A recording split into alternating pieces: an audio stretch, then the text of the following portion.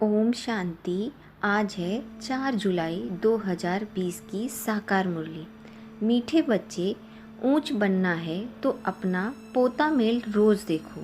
कोई भी कर्मेंद्रियां धोखा ना दे। आँखें बहुत धोखेबाज हैं, इनसे संभाल करो। प्रश्न है, सबसे बुरी आदत कौन सी है? उनसे बचने का उपाय क्या है?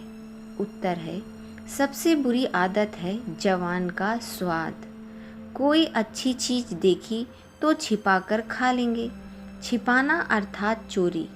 चोरी रूपी माया भी बहुतों को नाक से पकड़ लेती है। इससे बचने का साधन, जब भी कहाँ बुद्धि जाए तो खुद ही खुद को सजा दो। बुरी आदतों को निकालने के लिए अपने आप को खूब फटकार लगाओ। ओम शांति। आत्म अभिमानी होकर बैठो। हर एक बात अपने आप से पूछनी होती है। हम आत्म अभिमानी हो बैठे हैं और बाप को याद कर रहे हैं। गाया हुआ भी है, शिव शक्ति पांडव सेना। यह शिव बाबा की सेना है। उस जिस्मानी सेना में सिर्फ जवान होते हैं, बूढ़े व बच्चे आदि नहीं होते हैं। और इस सेना में तो बूढ़े भी हैं, बच्चे भी हैं और जवान आदि सब बैठे हैं। यह है माया पर जीत पाने के लिए सेना। हर एक को माया पर जीत पाकर बाप से बेहद का वर्षा लेना है। बच्चे जानते हैं माया बड़ी प्रबल है। कर्मेंद्रियां ही सबसे जास्ती धोखा देती हैं। चार्ट में यह भी लिखो कि आज कौन सी कर्मेंद्रियों ने धोखा दिया। आज फलानी को देखा तो दिल हुई इनको हाथ लगाएं, यह करें। आँखें बहुत नुकसान करती हैं। हर एक कर्मेंद्रिय देखो कौन सी कर्मेंद्रिय बहुत नुकसान कर रही है। सूरदास का भी इस पर मिसाल देते हैं। अपनी जांच रखनी चाहिए। आँखें धोखा देने वाली हैं। अच्छे अच्छे बच्चों को भी माया धोखा दे देती है। भल सर्विस अच्छी करते हैं परंतु आंखें धोखा देती हैं। इस पर बड़ी जांच रखनी होती है, क्योंकि दुश्मन है ना, हमारे पद को भ्रष्ट कर देती है। जो होशियार बच्चे हैं उन्हों को अच्छी रीत नोट करना चाहिए। डायरी पॉकेट में पड़ी हो। जैसे भक्ति मार्ग में बुद्धि और तरफ भक्ति है तो अपने को चुटकी काटते हैं। तुमको भी सजा देनी चाहिए, बड़ी खबरदारी रखनी चाहिए। कर्मेंद्रियां धोखा तो नहीं देती हैं। किनारा कर लेना चाहिए। खड़ा होकर देखना भी नहीं चाहिए। स्त्री पुरुष का ही हंगामा है। देखने से काम विकार की दृष्टि जाती है, इसलिए सन्यासी लोग आंखें बंद करके बैठते हैं। कोई कोई सन्यासी तो स्त्री को पीठ देकर बैठते हैं। उन सन्यासी आदि को क्या मिलता है? 10-20 लाख करोड़ इकट्ठा करेंगे और मर जाएंगे, फिर दूसरे जन्म में इकट्ठा करना पड़े। तुम बच्चों को तो जो कुछ मिलता है वह अविनाशी वर्षा हो जाता है। वहाँ धन की लालच होती है नहीं। ऐसी कोई अप्राप्ति होती नहीं जिसके लिए माथा मारना पड़े। कलयुग अंत और सतयुग आदि में रात दिन का फर्क है। वहाँ तो अपार सुख होता है, सतयुग में अपार सुख होता है। यहाँ कुछ भी नहीं है। बाबा हमेशा कहते हैं, संगम अक्षर के साथ पुरुषोत्तम अक्षर जरूर लिखो। साफ साफ अक्षर बोलने चाहिए, समझाने में सहज होता है। मनुष्य से देवता किए तो जरूर संगम पर ही आएगा देवता बनने के लिए। नरकवासी को स्वर्गवासी बनाओ। मनुष्य तो घोर अंधियारे में है। स्वर्ग क्या होता है पता ही नहीं, और धर्म वाले तो स्वर्ग को देख भी नहीं सकते हैं। इसलिए बाबा कहते हैं तुम्हारा धर्म बहुत सुख देने वाला है।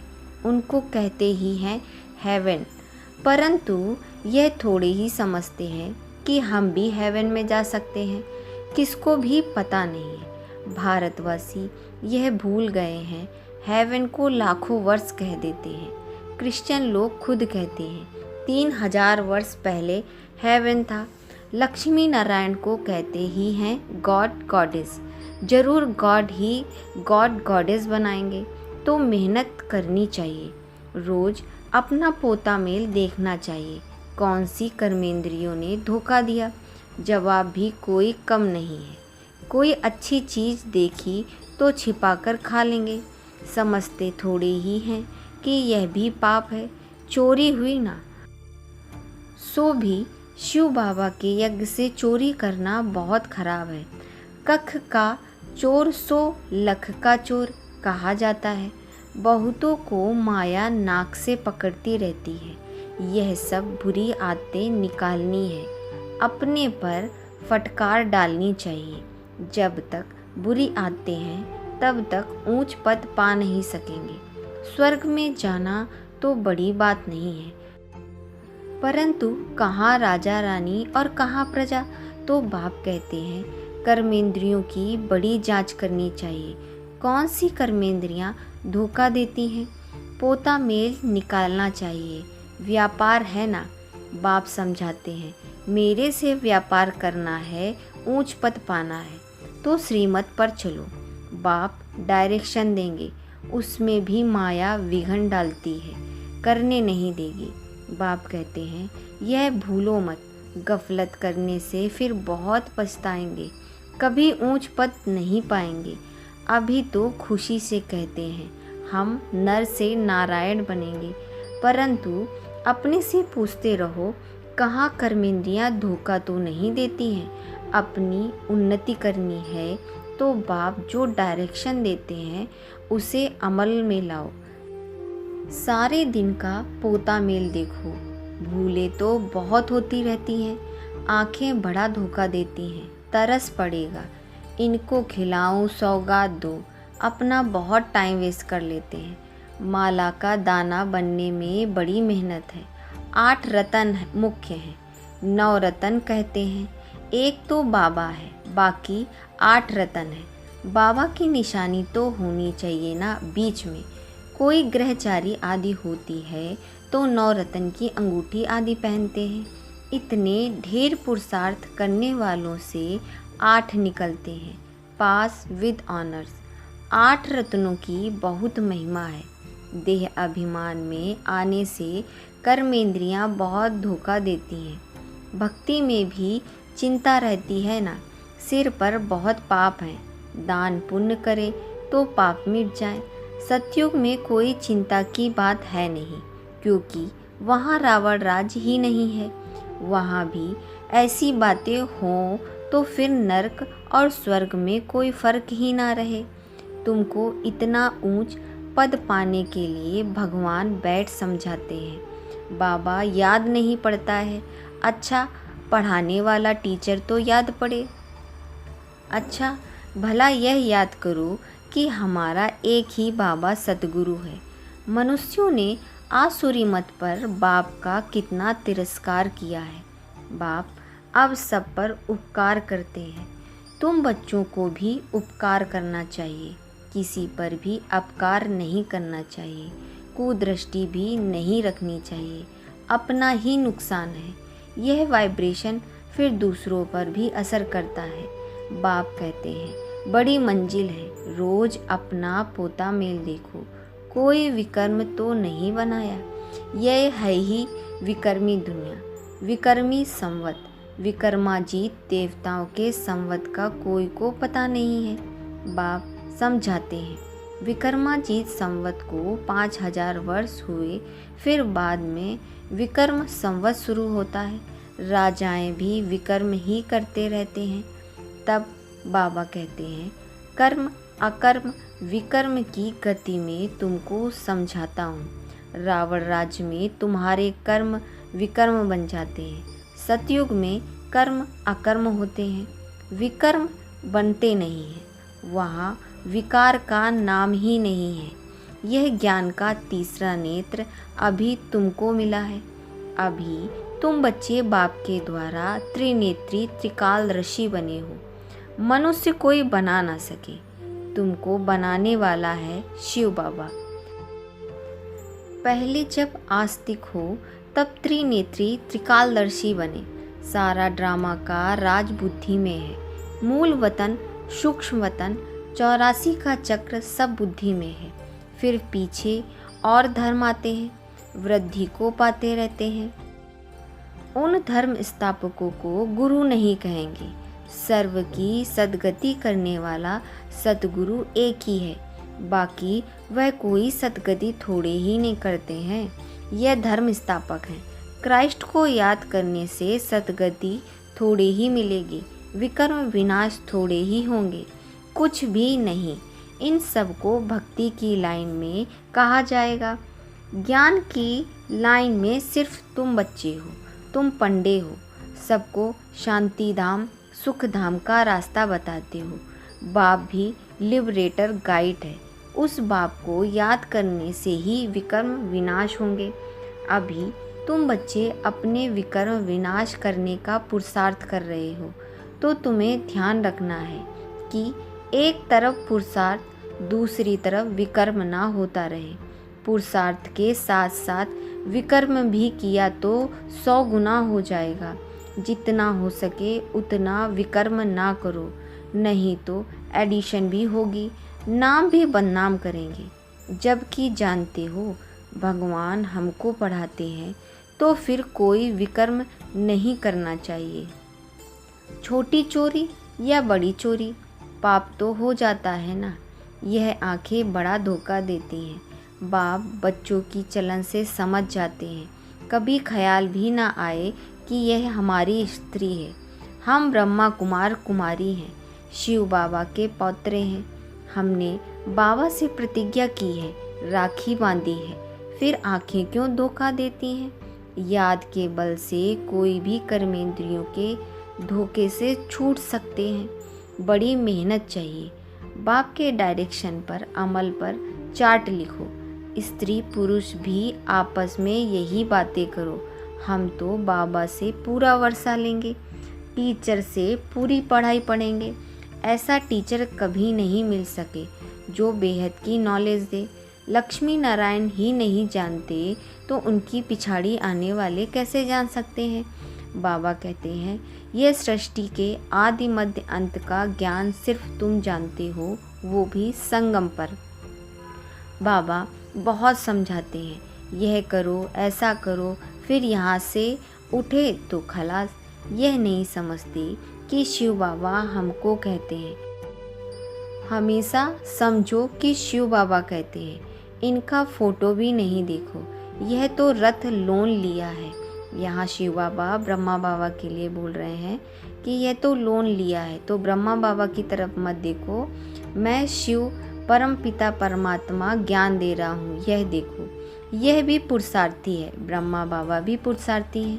यह भी कहते हैं मैं बाबा से वर्षा ले रहा हूँ, ब्रह्मा बाबा भी कहते हैं कि मैं शिव बाबा से वर्षा ले रहा हूँ। तुम्हारे सदृश यह भी स्टूडेंट लाइफ में है, आगे चलकर तुम्हारी महिमा होगी। अभी तो तुम पूज्य देवता बनने के लिए पढ़ते हो, फिर सतयुग में तुम देवता बनेंगे। यह सब बातें सिवाय बाप के कोई समझा ना सके। तकदीर में नहीं तो संशय उठता है, शिव बाबा कैसे आकर पढ़ाएंगे? मैं नहीं मानता। मानते नहीं तो फिर शिव बाबा को याद में कैसे रहेंगे? विकर्म विनाश हो नहीं सकेंगे। यह सारी नंबरवार राजधानी स्थापन हो रही है। दास दासियां भी तो चाहिए ना। राजाओं को दास दासियां भी दहेज में मिलती हैं। यहाँ तो इतनी दासियां रखते तो सतयुग में कितनी होंगी? ऐसा थोड़े ही ढीला पुरुषार्थ करना चाहिए जो दास दासी जाकर बने। बाबा से पूछ सकते हो, बाबा अभी मर जाएं तो क्या पद मिलेगा? बाबा झट बता देंगे, अपना पोता मेल आप ही देखो। अंत में नंबरवार कर्मातीत अवस्था हो जानी है। यह है सच्ची कमाई। उस कमाई में रात दिन कितना बिजी रहते हैं। सट्टे वाले जो होते हैं वह एक हाथ से खाना खाते हैं और दूसरे हाथ से फ़ोन पर कारोबार चलाते हैं। अब बताओ ऐसे आदमी ज्ञान में चल सकेंगे क्या?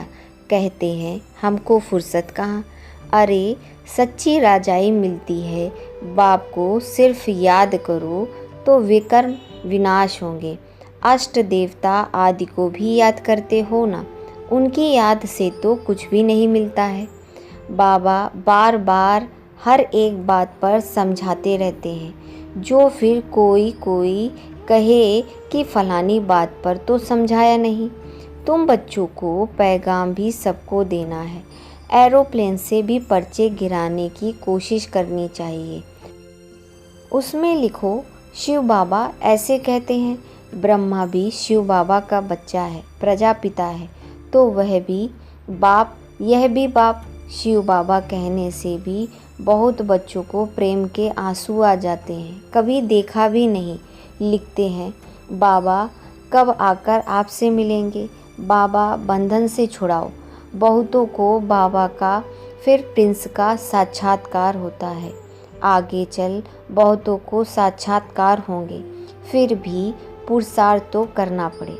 मनुष्य को मरते समय भी कहते हैं भगवान को याद करो। तुम भी देखेंगे पिछाड़ी में खूब पुरुषार्थ करेंगे, याद करने लगेंगे। बाबा राय देते हैं, बच्चे जो समय मिले उसमें पुरुषार्थ कर मेकअप कर लो। बाप की याद में रह विकर्म विनाश करो तो पीछे होकर भी आगे आ जा सकते हो।